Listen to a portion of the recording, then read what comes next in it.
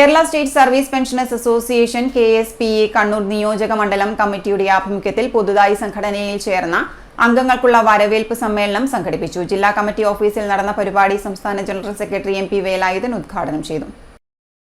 നേടിക്കൊടുക്കുവാൻ സാധിക്കുന്ന സംഘടനയുണ്ടെങ്കിൽ അത് KSSPA മാത്രമാണ്. നമ്മുടെ ഇടയിൽ തന്നെയുള്ള KSSU എന്താ ചെയ്യുന്നത് എന്നാൽ അവരുടെ രാഷ്ട്രീയ യജമാനന്മാർ കേരളം ഭരിക്കുന്നു എന്ന ഒറ്റ കാരണം കൊണ്ട് പെൻഷൻകാരുടെ എല്ലാ അവകാശങ്ങൾക്കും മൊറട്ടോറിയം പ്രഖ്യാപിച്ചിരിക്കുകയാണ്.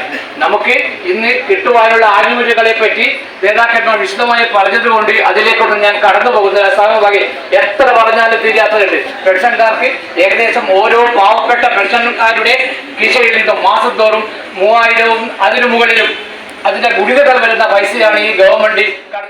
KSSPA കണ്ണൂർ നിയോജക മണ്ഡലം പ്രസിഡന്റ് KK ശശീന്ദ്രൻ അധ്യക്ഷത വഹിച്ചു.